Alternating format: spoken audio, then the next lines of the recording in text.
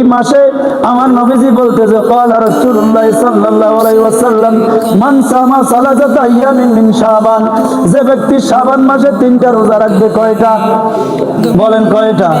যে ব্যক্তি শাবান মাসে 3টা রোজা রাখবে বাসাল্লাহু ইয়াউমাল কিয়ামা, ওই ব্যক্তিকে আল্লাহ রাব্বুল আলামিন কিয়ামতের ময়দানে উঠাবে আলা নাকাতিন মিন নুআতিল জান্নাহ।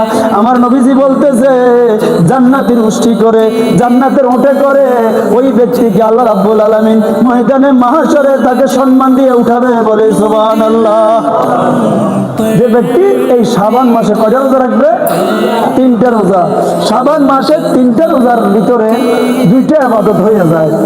একদিকে শাবানের 3টা রোজা পালন হয়, অন্যদিকে আইয়ামে বীজ, যেটা প্রতি মাসে 13, 14, 15 তারিখ রোজা রাখা, আইয়ামে বীজের রোজা আদায় হয়ে যাবে। এই জন্য আশা করবো আপনারা যারা পারেন 13 তারিখ, 14 তারিখ, 15 তারিখ এই রোজাগুলো রাখবেন। আল্লাহ যেন সবাইকে রাখার তৌফিক দেয়। সকলে বলি আমিন।